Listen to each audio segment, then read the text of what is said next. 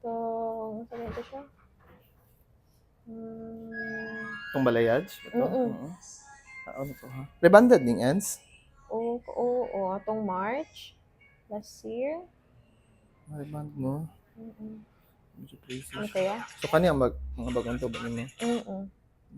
Kanya siya. Then, airband. Pwede ba siya airband? So, dark yung base. Ano po siya? Nadala. Light nga pagka-ash. Pero yung base is dark. Mm-mm. Nasa kung sa lalong. Dagko yung kuan ha, yung Mm-mm. streaks ha. Sa sulod. Hindi siya sulod. Ah, Dahil ni pa-reband di mo? opo. Reband sa una. Opo. Natuwa, Ni, dili pwede mag self-love. Self-love kay 15 man na Oo. hapon kay. Si Kuya. Miduggan kay mga tao Wala. gahapon. Wala. Duggan kay mga tao gahapon sa kananan. Mm-mm. So mag-reband taon na reband ni siya say. So ikuan sa ninyo ha. Butang yung treatment para di siya mo dry. Kaning ends niya. Sige. Ang cut, dili ra ka mag-haircut. Okay. So maintain lang siya baka pa man po yung treatment lang siya kulang. Okay, sige.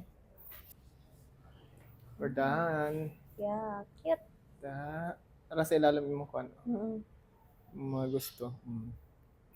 Tsada. Padre sa tikas. Dagko sa ilalim. Mm-mm. Ano siya.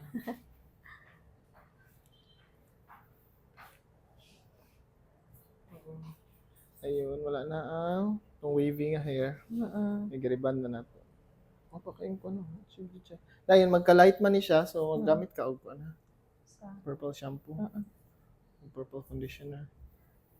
Para gwapa gyapon para dili mag-yellow dayon ang hair.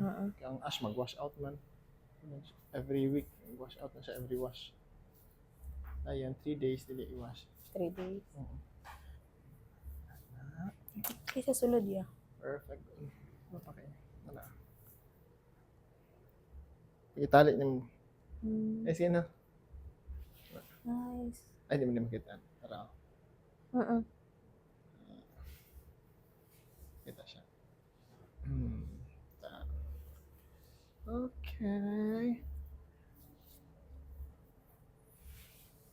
So pretty. Kaya na siya. Thank you. Thank you.